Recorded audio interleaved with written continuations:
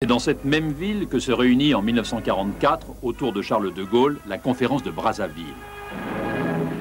Et où donc cette conférence devait-elle se réunir, sinon ici, à Brazzaville, qui fut pendant de cruelles années littéralement le refuge de notre honneur.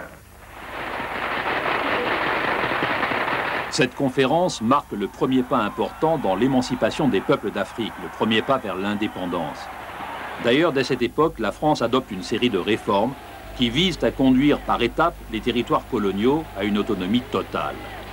Lorsque Charles de Gaulle revient en 1958, l'indépendance est presque acquise. Cette année-là, le Congo devient une république autonome.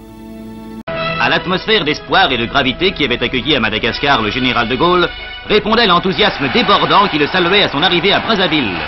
Brazzaville reste pour le premier résistant de France un grand souvenir. C'est ce qu'évoquait son geste devant la statue du gouverneur Félix Éboué, qui rallia dès 1940 le Congo à la France libre. Lui, le président du Conseil, a retrouvé pour quelques heures la case de Gaulle, qu'il abrita aux temps héroïques et qui, depuis, porte son nom. Plus tard, enfin, en présence de milliers de personnes, le général a de nouveau exposé les principes de la future communauté, à laquelle chacun des peuples qui composaient hier l'Afrique française pourra ou non adhérer en recevant la responsabilité entière de se gouverner lui-même. Autonomie et communauté française ou sécession. Mais Brazzaville a déjà répondu. 2 ans plus tard, le 15 août 1960, l'abbé Fulbert Youlou, chef du gouvernement, accompagné d'André Malraux, signe l'indépendance de son pays. Il devient alors le premier président de la jeune République congolaise. Désormais libéré du joug français, le Congo de l'abbé Fulbert Youlou s'attache à mettre sur pied son gouvernement.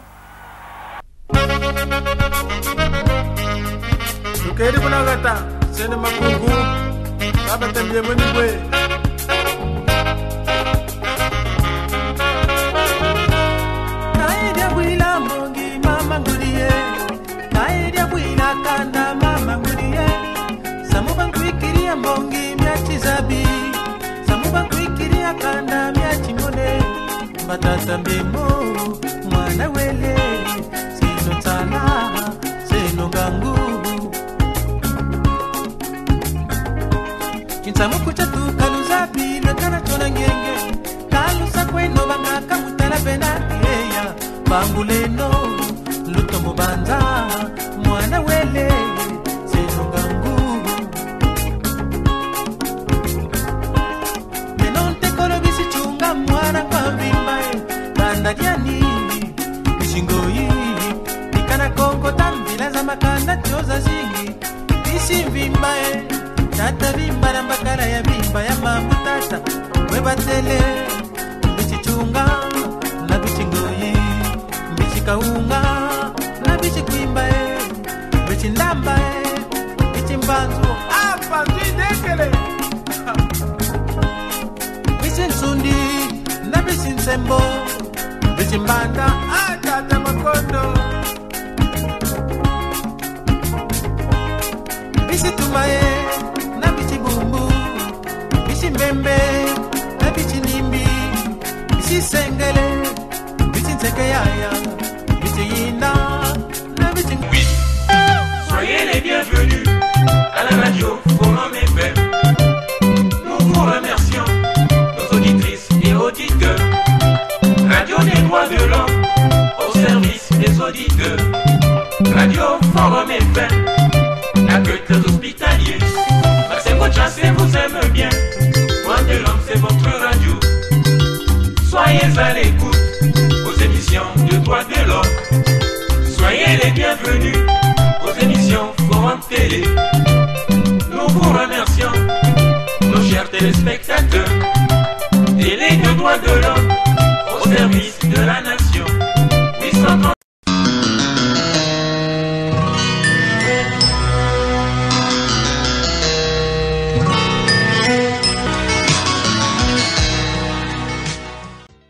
Le Forum Radio-Télévision des droits de l'homme est un média qui favorise la bonne gouvernance et l'état de droit, et non un outil qui incite à la haine. Nous avons la vocation de dénoncer les abus du pouvoir et les violations des droits de l'homme.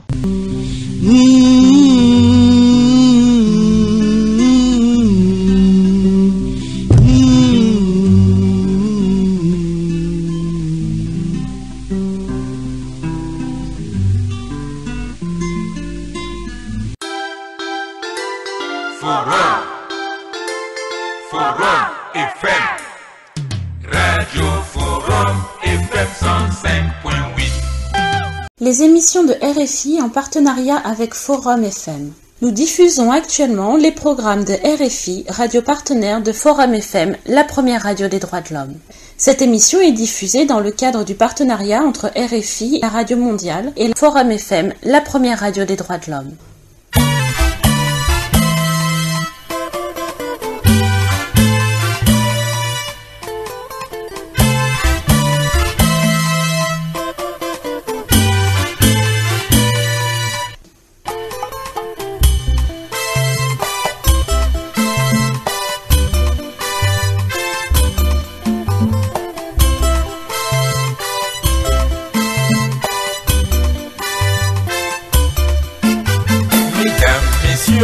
Mesdemoiselles, salut, très chers auditeurs, soyez les bien servis. Forum Radio Télé des droits de l'homme, nous vous annonçons notre partenariat avec RFI Radio France Internationale. Vous diffusera les infos pour la santé et les archives d'Afrique et du monde pour une bonne et meilleure collaboration. Maître Tchassé, défenseur des droits de l'homme, la voix de son voix, c'est son combat.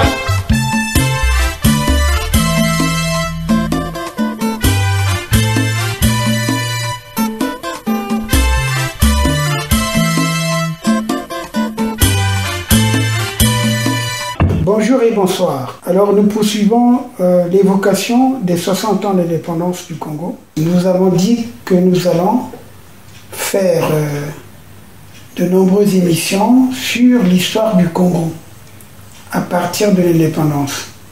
Pour ceux qui n'ont pas suivi les premières émissions, ils peuvent voir dans notre site frtdh.org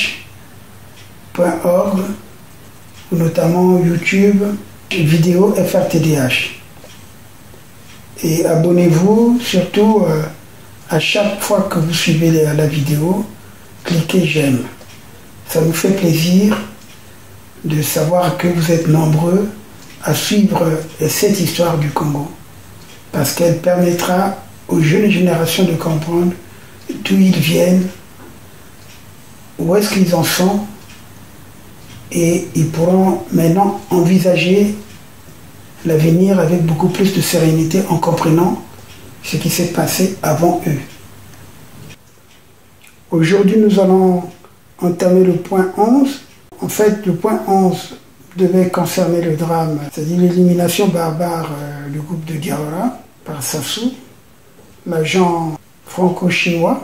Mais nous aurions pu parler de l'affaire Diawara, parce que comme nous l'avons annoncé, mais j'ai reçu de nombreuses correspondances par mail et par Messenger,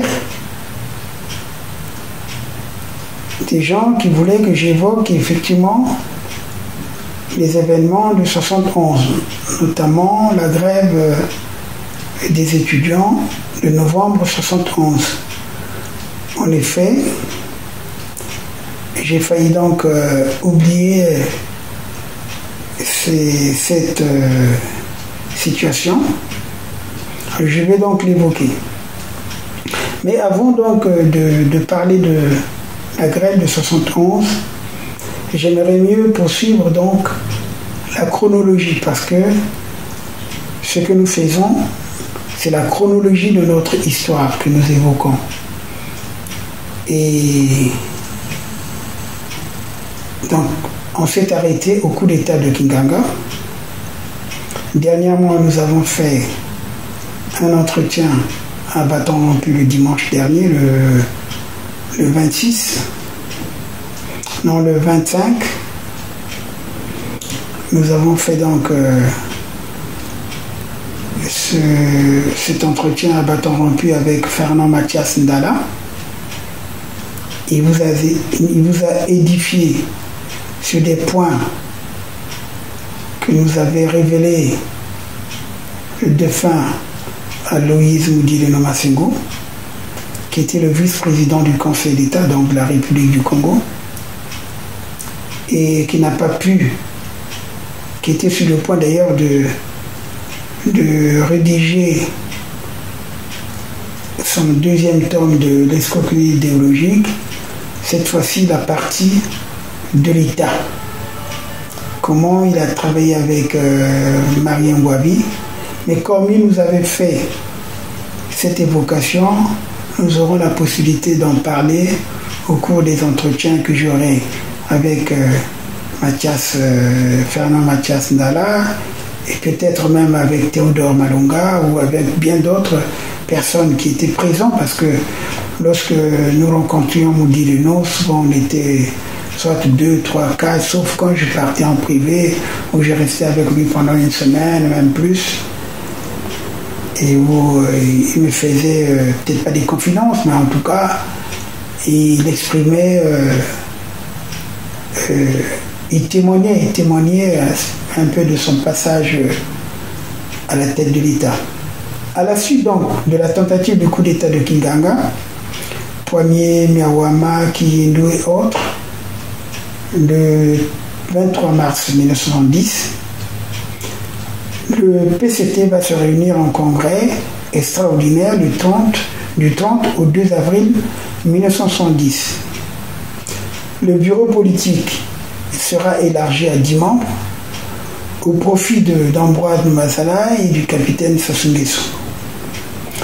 La gendarmerie, dont la loyauté n'a pas été totale durant les événements, est dissoute et ses membres incorporés dans l'armée.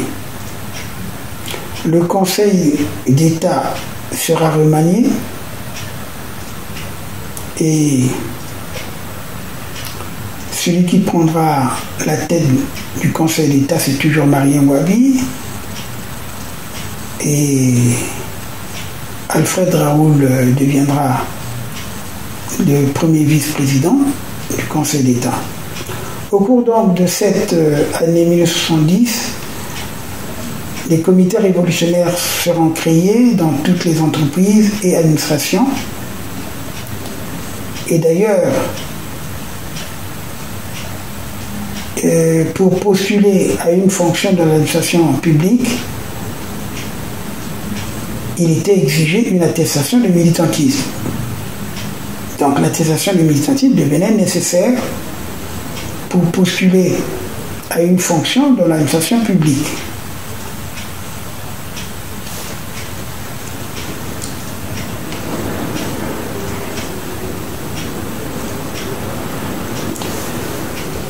Le 29 août 1970, Stéphane Maurice Bongo-Noira, qui est né le 6 juin 1937 et qui est mort le 7 octobre 2007 en Europe, plus précisément je crois à Bruxelles, sera arrêté, accusé d'un complot tribaliste et contre-révolutionnaire. Il faut comprendre que Stéphane Bongo-Noira, il était de la cuvette, ce qui est devenu la cuvette ouest. Donc, si vous comprenez bien, il est Mbeki. Le 23 septembre 1970, Stéphane Bongo-Noira sera jugé et condamné à 10 années de travaux forcés.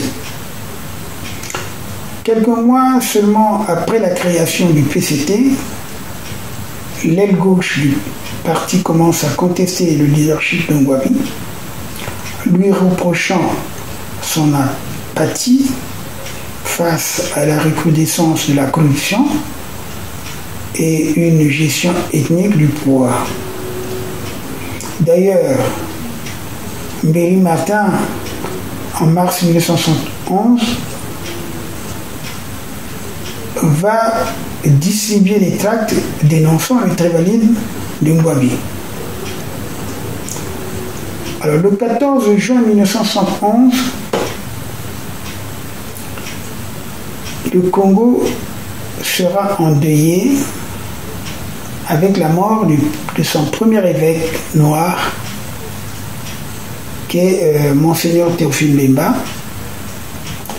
qui est d'ailleurs considéré comme le bâtisseur de l'archidiocèse de Brazzaville. Il était né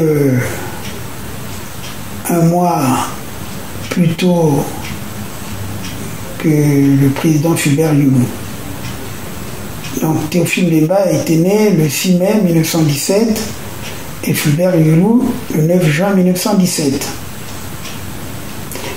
Il sera curé de la principale paroisse de Bakongo, qu'on appelle Notre-Dame du Rosaire, de 1956 à 1962. C'est d'ailleurs lui qui va me baptiser avant que je ne sois l'un de ses enfants de cœur, c'est-à-dire servant de messe. Monseigneur Émile Béhéna sera donc le nouvel archevêque de Brazzaville. Le 15 novembre 1971, à 8 heures, l'Union générale des élèves étudiants congolais, donc l'UGEC, va déclencher une grève générale qui sera suivie par tous les lycéens et tous les collégiens du Congo. Les lycées Savagnin de Brazza, le lycée Cheminade et le lycée technique deviennent des foyers d'agitation gauchistes. Et sans oublier également le lycée aux Gagneurs à Pointe-Noire et les différents collèges de la capitale économique.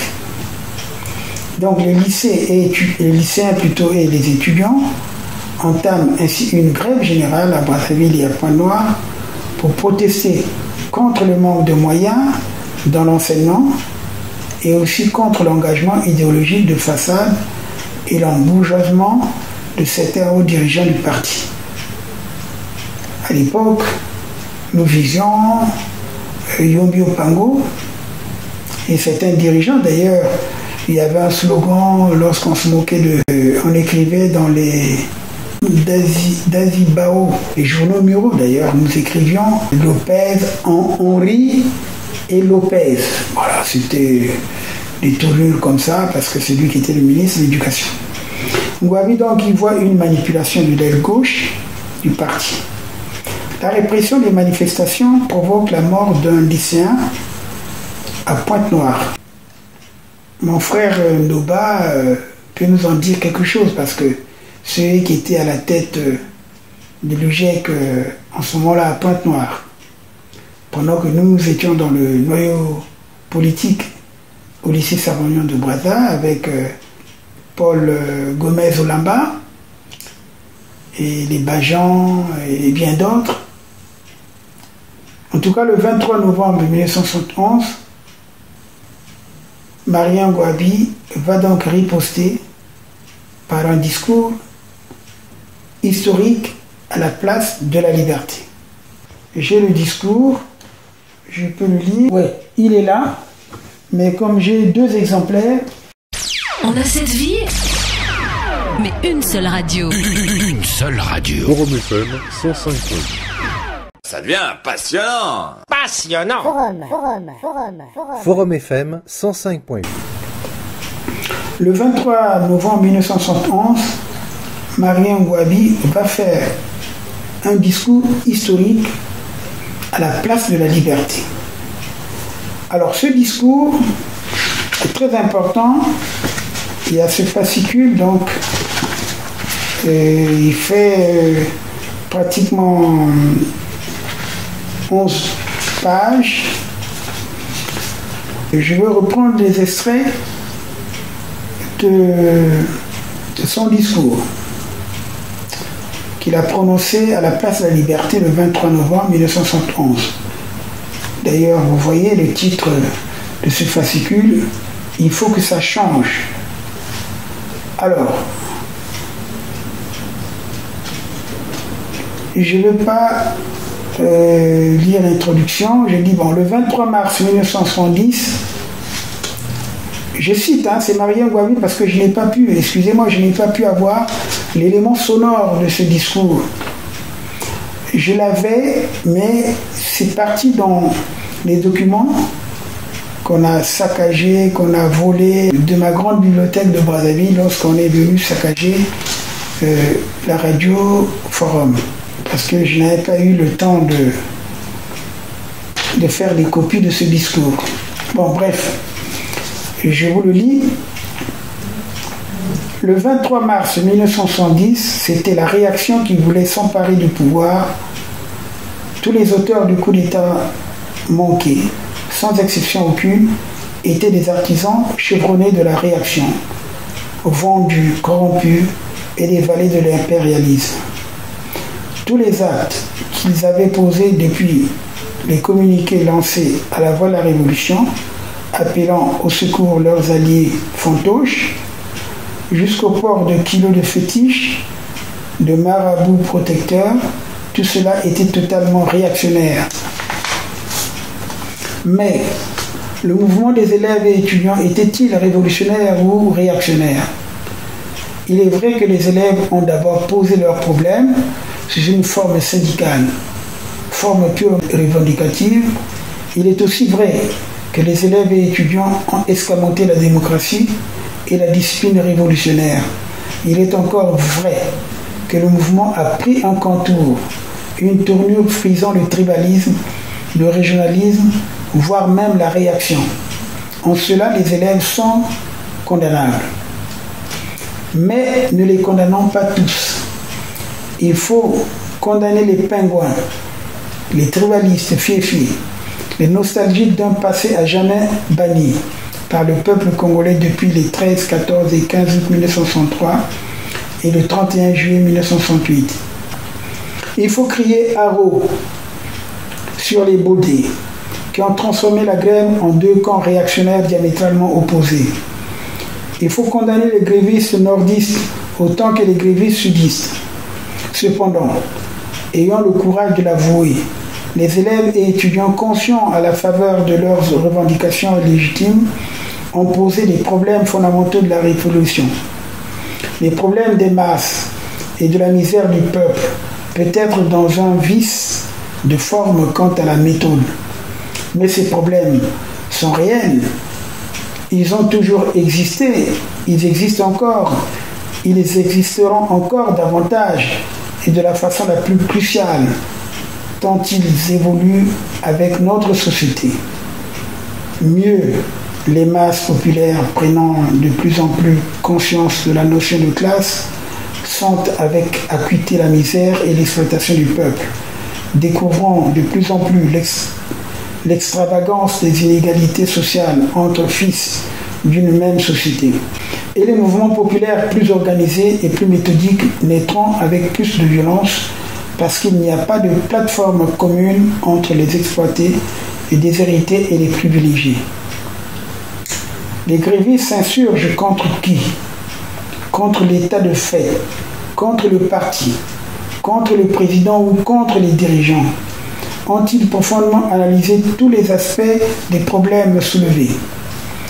Et ces problèmes sont-ils totalement inconnus des responsables? Les grévistes sont-ils prêts à accepter de faire la révolution pour les prolétaires? Sont-ils prêts à participer activement, omniprésents, à la résolution de ces problèmes? Je n'ai pas ici la prétention de répondre à toutes ces questions, mais je crois avec ferveur qu'il y a des honnêtes gens qui pourront y trouver des réponses convenables. Le Parti congolais du travail en premier. Certes, le parti n'a pas 2 ans d'existence, mais ceci n'est pas une excuse au point où sont les choses. Il faut que ça change. Nous y reviendrons tout à l'heure. plus amplement, plus sévèrement et plus clairement quant à la présentation des qualités de notre parti, non pas en tant qu'institution, mais dans son essence, par la qualité de ses composants, les militants. Nous n'avons pas peur de dire la vérité. Quand bien même les impérialistes nous écoutent, la comédie a trop duré. D'ailleurs, les impérialistes n'ignorent rien de cela. Ils ont leurs agents parmi nous. Aussi, sans me disculper, il nous faut situer le problème afin que les masses redécouvrent, car elles les savent, ces vérités nues. En fait, je fais une parenthèse. Marien Ngouabi oubliait, Marien Ngouabi ignorait d'ailleurs, je ne sais pas s'il ignorait, parce que Lunda avait déjà repéré Sassou Nguesso comme étant un agent de l'impérialisme qui travaillait pour les Français. Donc il ignorait qu'il avait le principal confident, c'était son agent, l'agent de l'impérialisme, c'est-à-dire Sassou Nguesso qui était recruté depuis 1963 par Foccart. Et d'ailleurs, c'est lui qui le fera tuer quelques années après, notamment 7 ans après. Nous revenons donc au discours. Si le parti n'a que 2 ans, l'État est là, archaïque, vieux comme le monde, avec son arsenal des hauts fonctionnaires formés pour la France d'outre-mer, les administrateurs des colonies. Oui, ce sont eux, les parents d'élèves, leurs cousins ou amis. Ils sont partout. Ils occupent tous les postes clés parce qu'ils sont le bagage. Un bagage tellement plein qu'il devient vide, tout vide. Oui, ce sont eux qui administrent les établissements scolaires, qui dilapident et qui détournent les fonds, et qui ne gaspillent rien, sauf tout ce qui appartient à l'État. Ce sont eux qui se chargent des virements des bourses destinés aux élèves, non pas sans retard, car ce n'est pas encore eux qui sont chargés de diffuser les décisions et de ventiler les décrets et arrêtés pris en conseil. C'est bien eux qui classent tout ce qui touche ou bien les masses ou des élèves et étudiants dans les tiroirs de somptueux bureaux. En un mot, ce sont eux qui sont chargés d'appliquer les décisions du parti, pendant que les administrés, ouvriers et élèves attendent leur salaire et leur bourse, les matériels scolaires, pendant que les malades attendent leurs soins, et le pauvre dans sa cabane, un secours pendant ce temps. Eux, les administrateurs, les commis de tout acabit, baillent, se téléphonent à longueur de journée, ou discutent, disent-ils, de politique. Disons plutôt qu'ils discutent de leurs affaires, la marche de ces affaires, les ambiances du samedi ou du dimanche au night club. Ils revassent à des changements, à l'augmentation des salaires, bien qu'ils soient férus d'indemnités de tous ordres pour service rendu au peuple. Et ce sont eux qui sont les premiers à plaindre les élèves qui parlent de plus de ce que ça ne va pas. À cet effet, permettez-moi de vous citer une anecdote congolaise que l'on peut traduire ainsi. Un enfant est mort, brûlé par le feu. Et autour du même feu, il y a lamentation, mais on se réchauffe. Je disais qu'il ne fallait pas les condamner tous ces élèves, car comment voulez-vous qu'ils puissent se résigner, qu'ils se taisent alors que médiocrement internés et très affamés, ils ne peuvent suivre les cours avec attention et de surcroît presque assis parce que entassés. Comment rester indifférent lorsque vous voyez un maître confortablement assis et à l'aise devant les pionniers regroupés à même le sol, parfois même debout, sans souci de rang de taille, et cela chaque année. Comment les élèves peuvent-ils se taire lorsqu'il va jusqu'à manquer au lycée technique de Bois pour les élèves de la section dite Bois? Mais la section Bois de quel bois? La section Bois de Sans-Bois. Est-ce que vraiment par manque d'argent? Est-ce vraiment à cause du nouveau président? A-t-on prévu attend pour l'année suivante le nombre d'élèves dans le cycle secondaire, le nombre d'internes, de manière à prévoir conséquemment le nombre de classes d'internat, de livres ou de bancs, de professeurs, etc. Suivez bien, c'est le discours de Maria Ngouabi que je suis en train de vous lire. C'est pour ça que ça me fait sourire, parce que nous étions des acteurs, parce que nous avons fait des grèves à cause justement de ce qui manquait à l'internat. Et d'ailleurs, au lycée Saint-Ronan de Bretagne, on avait fait la grève parce que nos amis qui venaient de Makwa, de Gamboma, et n'avaient pas de matelas, n'avaient pas leur fourchette et tout. Et on avait fait la grève, justement, par solidarité. Donc, ce qu'il dit là est vrai. Je poursuis donc le discours de Maria Ngouabi. La direction politique est-elle vraiment informée à temps de ces problèmes? Lorsque à Kunda ou à Mokeko, les ouvriers de la RNPC ne sont pas payés depuis 2, 4, 6 mois, le président en est-il informé? Il faut que ça change, effectivement. Et vous devez savoir la vérité.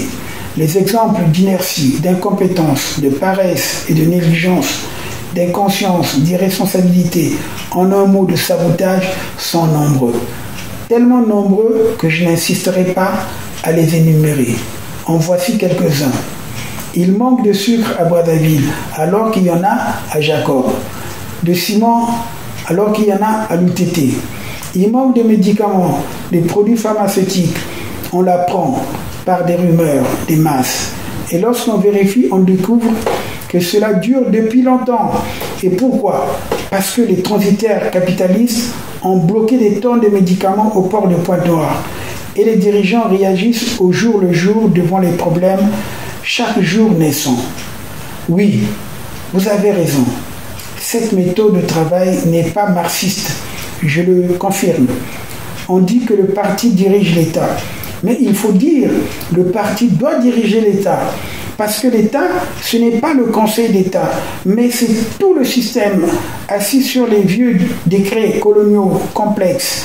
L'État, c'est ce qu'il y a comme fourmis de réactionnaires dans l'administration, au PTT, aux finances, dans les eaux et forêts, dans l'agriculture, dans le commerce, dans les transports, dans la direction des entreprises, dans les cabinets des membres du bureau politique, depuis la présidence, les membres du Conseil d'État, dans les services de sécurité.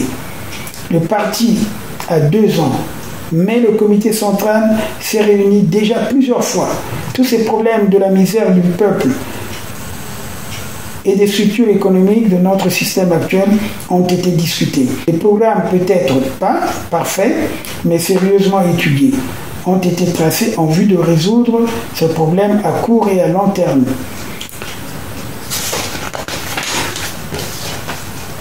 Telle que la stratégie globale du développement de notre économie encore entièrement dominée et contrôlée par les capitalistes étrangers.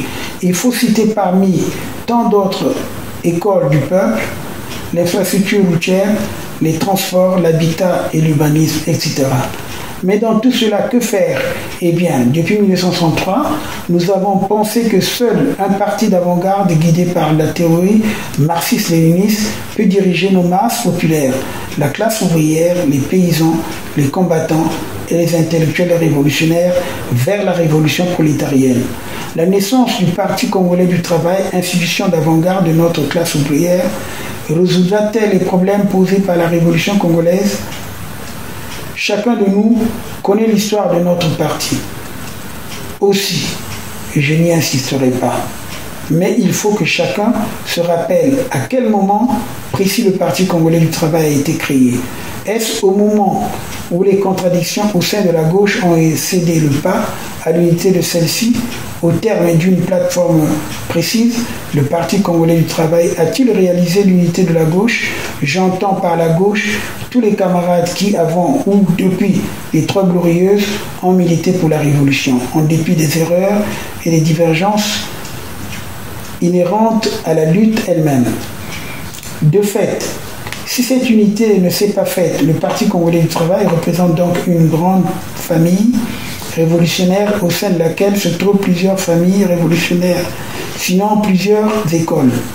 Dans ce cas, le Parti congolais du travail n'est pas un tout cohérent et et les réactions de chaque école agissent sur le peuple différemment. En d'autres termes, on ne parle pas le même langage, malgré les statuts et la nature révolutionnaire de l'institution qu'est le Parti congolais du travail. Chaque école arrive au sein du parti avec les opinions et qui reflètent le milieu dans lequel elle vit et les contacts qu'elle prend chaque jour avec les militants ou les sympathisants non membres du parti. Chaque famille révolutionnaire agit donc sur l'ensemble du parti assez différemment et influence les décisions. On a toute l'impression que les éléments du parti de chaque école travaillent chaque jour en consultation auprès des éléments extérieurs, parfois combattus en séance plénière à cause de leur attitude vis-à-vis du parti. Aussi est-on en droit de se demander si chaque école représente une classe donnée ou même la classe, c'est-à-dire le peuple, le prolétariat. On est même en droit de se poser la question de savoir si chaque classe cherche à avoir le contrôle du parti, c'est-à-dire du pouvoir. Si cette gymnastique doit durer, qui dans ces conditions en pâtirait réellement? Eh bien, c'est le peuple au nom duquel chaque classe parle. Qui donc, dans le Parti congolais du travail, est révolutionnaire et qui ne l'est pas? Il faut percer l'abcès. D'abord, tous ceux qui croient au socialisme scientifique, au fétichisme, à la franc-maçonnerie ou à toute autre idéologie bourgeoise, tout ensemble ne sont pas marxistes et doivent être éjectés. Ensuite, tous ceux qui se sont trouvés là par un concours de circonstances doivent déguerpir du Parti congolais du travail. Ensuite, tous ceux-là qui ont été hissés très vite et très haut et qui se sont trop élevés doivent descendre. Ensuite, et encore ensuite, tous ceux qui jouent à la tortue, d'un côté la carapace et de l'autre la carapace, ceux-là doivent réviser leur position, à moins qu'ils servent autre chose que le peuple. Et puis, tous ceux-là qui, par leur attitude ou comportement, ont démontré qu'ils ne pouvaient pas changer, doivent refaire leur école à la base.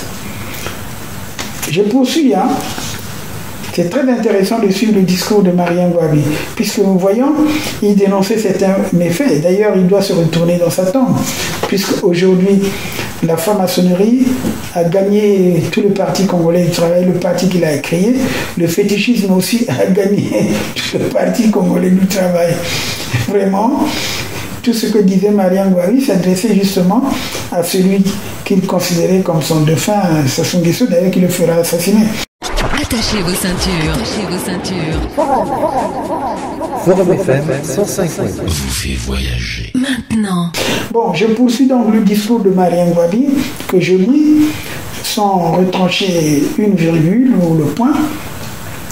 Donc il dit: camarades, je dois dire ici solennellement que la révolution ne se fait pas en un jour et que le révolutionnaire ne se forme pas au cours d'un événement ou d'un exploit glorieux. Que les intellectuels bourgeois peuvent enseigner la théorie marxiste alors qu'ils n'y croient pas et passer pour des révolutionnaires.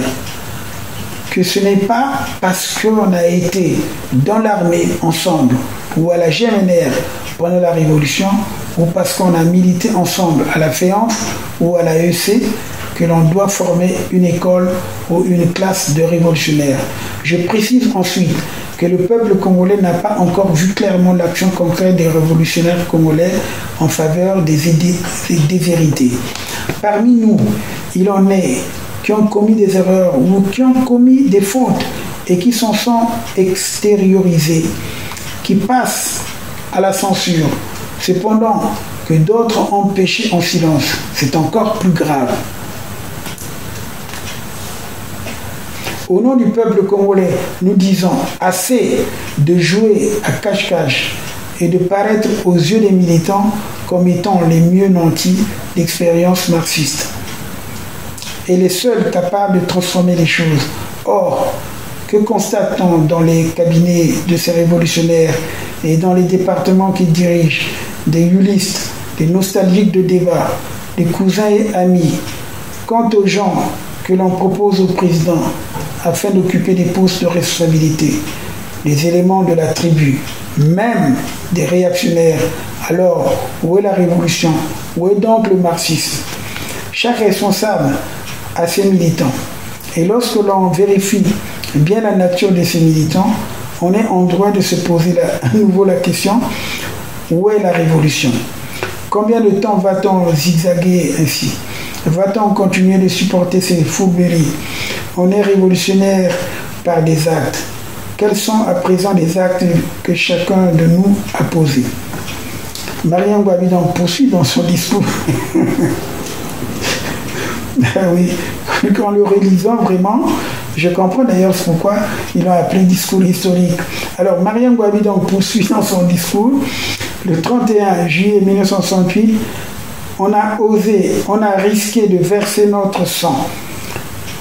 Est-ce pour remplacer uniquement une équipe par une autre ou pour changer les choses? Jusqu'à quand va-t-on continuer à couper l'herbe sous les pieds des autres? Où est donc la vérité révolutionnaire dans tout cela? Et il n'y a rien à comprendre dans tout ceci. Aujourd'hui, on frappe un réactionnaire, ce dernier va voir le responsable politique de sa tribu et on cherche à revenir sur la décision. Où est donc la révolution? Conclusion, il faut que ça change. Après ce verdict, une seule solution s'impose. Il faut immédiatement réviser. D'ailleurs, quand il parle de ça, parce que c'est l'évocation de Mariam Gouabi, justement, puisque ce discours, il le fait après la grève des élèves et étudiants. Mais bien avant, il y avait le coup d'État de Kinganga. Lorsqu'on nous dit de nous, justement, on va demander à Mariam Gouabi pourquoi il n'avait pas jugé au lieu de le faire exécuter. Mais en fait, Mariam Gouabi, c'est vrai qu'il avait demandé au capitaine d'amener Kinganga, puisque Kinganga s'était rendu vivant. Voilà. Et Maudit Lénon avait réagi, je pense que vous avez suivi ce que Fernand Ndala vous a révélé des conversations que nous avons eues avec Maître Maudit Lénon Massimo. Donc, en conclusion, Mariam Gouabi dit ceci, je reviens justement sur son texte, Mariam Gouabi dit ceci, en conclusion, il faut que ça change. Donc, après ce verdict, une seule solution s'impose. Il appelle ça verdict, hein. Donc, ça veut dire qu'il a fait le procès du PCT, donc de ses membres. Donc là, il donne le verdict. Donc après, tout ce que vous avez suivi, c'est le verdict de Mariam Gouabi. Il a fait le procès de son parti qu'il a créé et de ses membres. Donc, je poursuis. Après ce verdict, une seule solution s'impose. Il faut immédiatement réviser les mandats. Pour cela, il y a des cellules de parti qui contrôlent les comités révolutionnaires. Il y a la CSC, l'URFC, l'UGC, les comités de quartier et de village, tous les comités révolutionnaires. Il y a l'opinion et le point de vue des masses populaires. Tout cela doit contribuer à recréer une nouvelle situation révolutionnaire pour le peuple et par le peuple. D'ici fin novembre, les cellules du parti auront débattu tous les problèmes soulevés. Après enseignement ou informations recueillies auprès des masses et transmis les résolutions ou recommandations au comité central qui, à son tour, examinera l'opportunité des solutions à son niveau ou au besoin à un niveau supérieur. Pour terminer, nous disons, quoi qu'il en soit, et quelles que soient les tempêtes, seule la révolution socialiste triomphera au Congo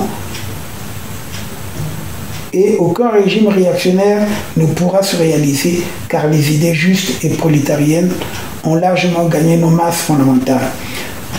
Terminé, donc voilà ce que Mariam Gouabi a dit lors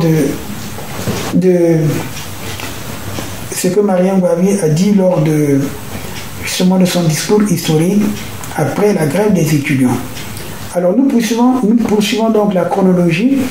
Le 14 décembre 1971, Mariam Gouabi va créer par ordonnance l'université de Brazzaville.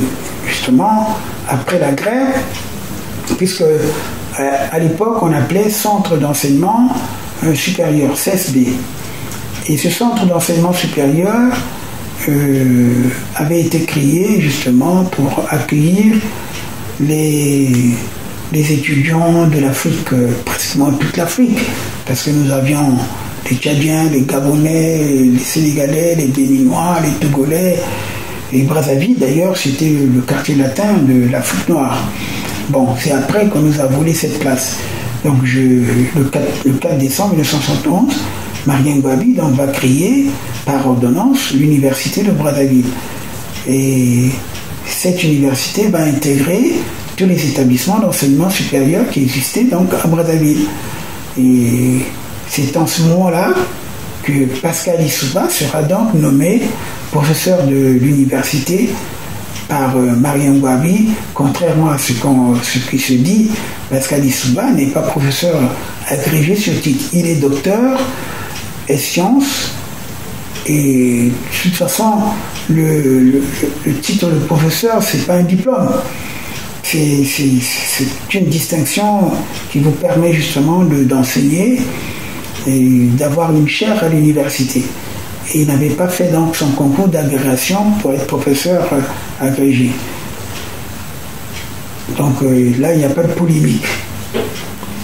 Alors, parce que personnellement, je suis agrégatif puisque j'ai passé ma première partie de l'agrégation en droit public en 1990 et 90-91. Donc les gens peuvent voir dans le journal officiel parce que c'était publié. Mais je n'ai pas eu mon agrégation parce que je n'avais pas passé la deuxième partie de mon agrégation. Alors bref, du 27 au 31 décembre 1971, la session extraordinaire du comité central du PCT tourne à l'épreuve de force entre le clan de Ngouabi et l'aile gauche du parti, c'est-à-dire Nomazalai et Ndalagrai. Diawara, Kimbwalankaya, Kombo Matsuna et Bongo Camille. Et oui, il ne faut pas que j'oublie, il y a aussi un certain Jean-Pierre.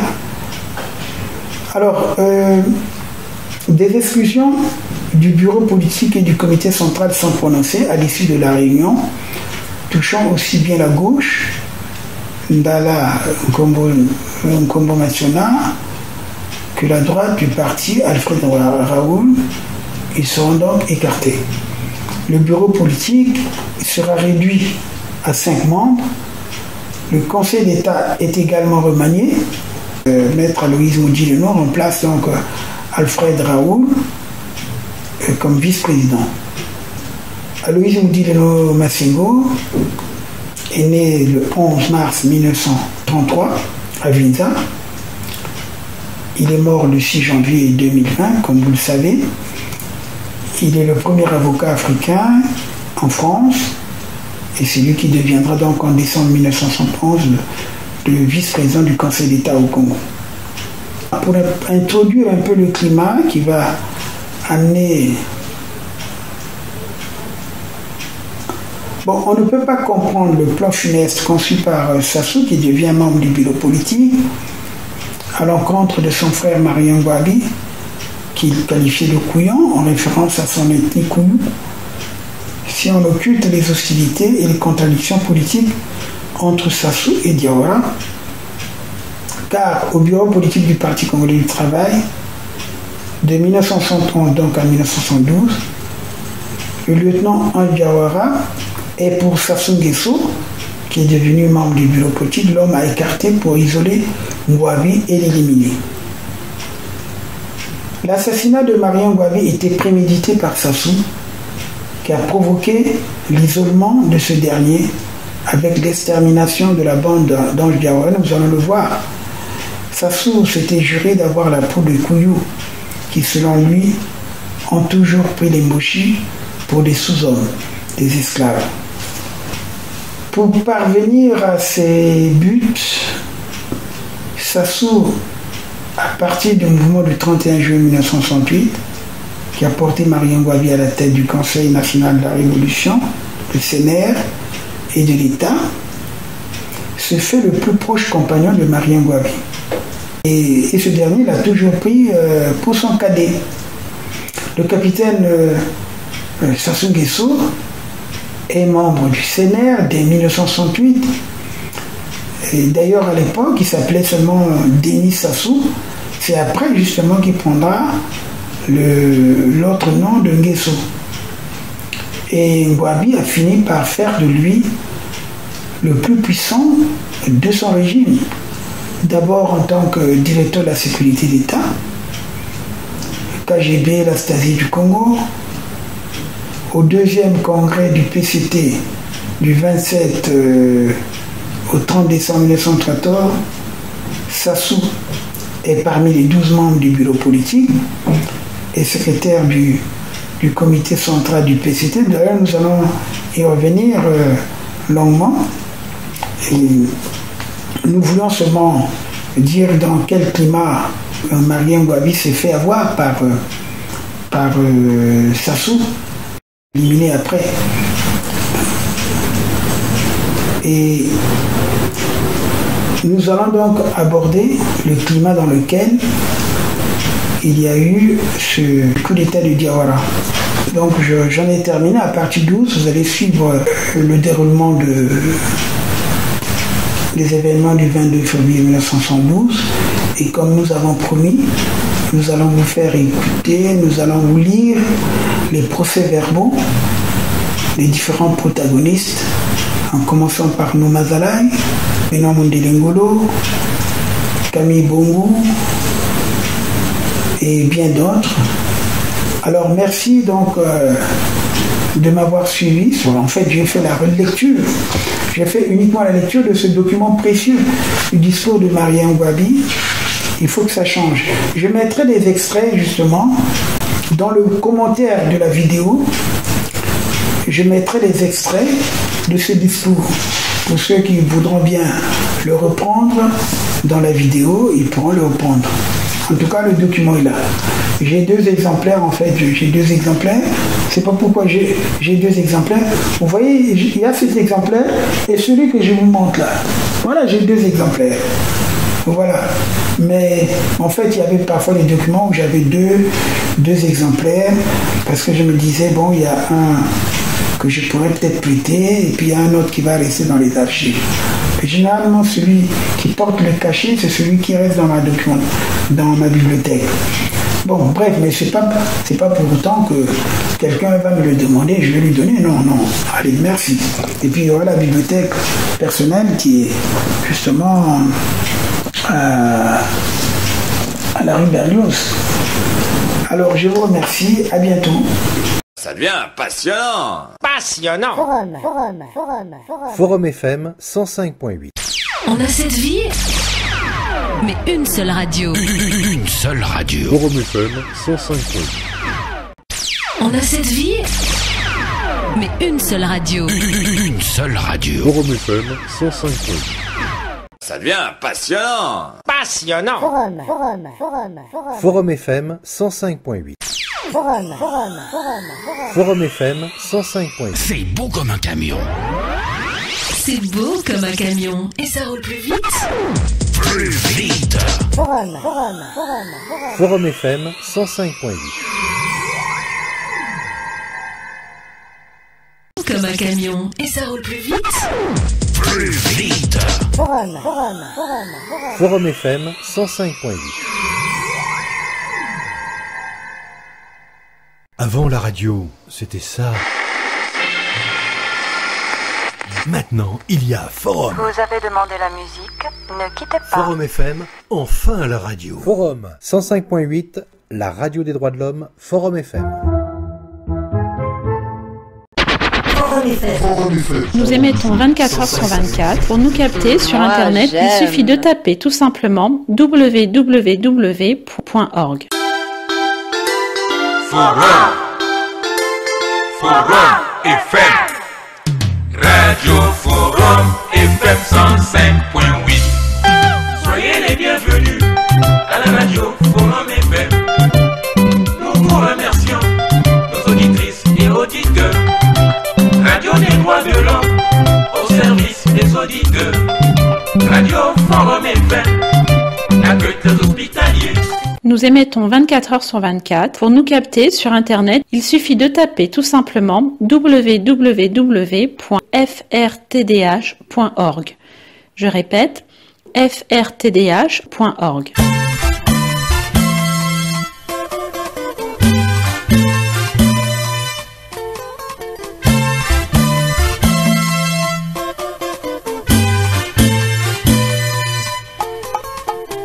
frtdh.org. Oh, Maurice, je répète, frtdh en un seul mot.org. Bon, bah c'est pas tout ça, j'en ai des moi. Forum FM 105.8. Grand, géant, génial. Forum FM 105.8. C'est beau comme un camion. C'est beau comme un camion. Et ça roule plus vite. Plus vite. Forum FM 105.8. Ça devient passionnant. Passionnant. Forum FM 105.8. Radio de moi, allô, radio de toi, allô, radio de nous. Forum FM, radio de moi, allô, radio de toi, allô, radio de nous. 105.8 Radio Forum, radio et droit de l'homme, la voix de sans voix. Okoyoka sango ya français, sango ya lingala, sango ya munukutuba. Sango ya Afrika, sango ya Europa, Amerika na Asia.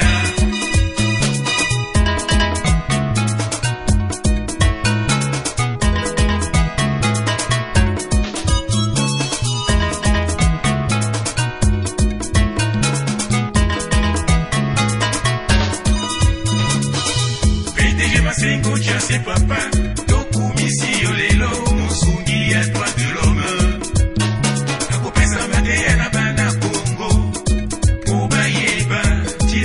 De l'homme.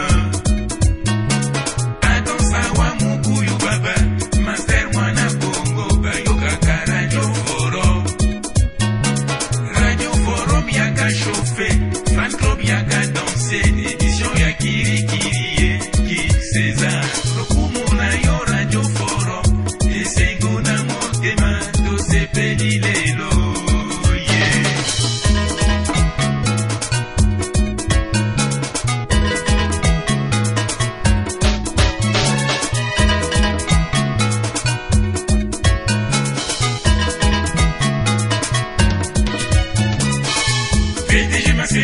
C'est papa, Tokumisi Olelo, Musungi ya droit de l'homme. Akopesa mande ya na bana Congo, po bayeba, tina ya droit de l'homme. Attends ça wa mukuyu baba, master mwana Congo, bayoka ka Radio Forum. Radio Forum yaka chauffé, fan club yaka dansé, édition ya kirikiri, ki César. Radio Forum, esengo na motema, tosepeli lelo, yeah.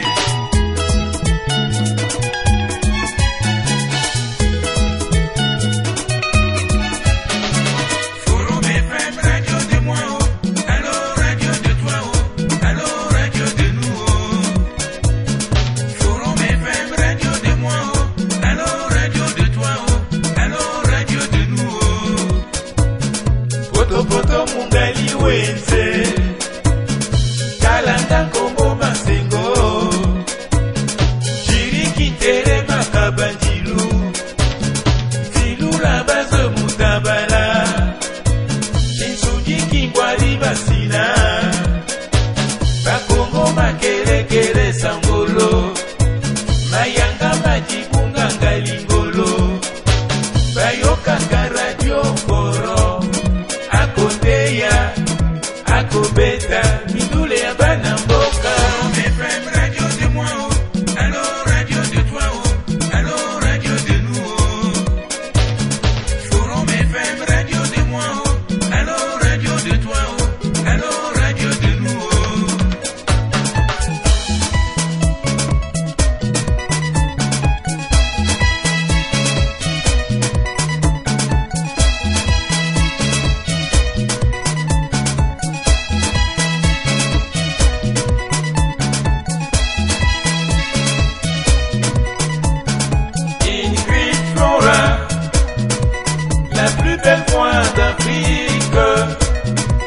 La voix radiophonique de la fille de son père.